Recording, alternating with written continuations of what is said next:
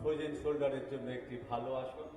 दैनिक घूमना। 2 3 পায়ের শক্তি বৃদ্ধি এবং শক্তিশালী করবার জন্য, 4 কমাবার জন্য এটি অত্যন্ত সমৃদ্ধ একটি আসন।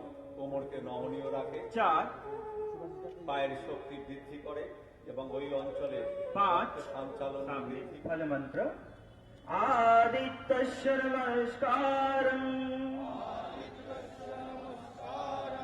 एक 3 4 5 6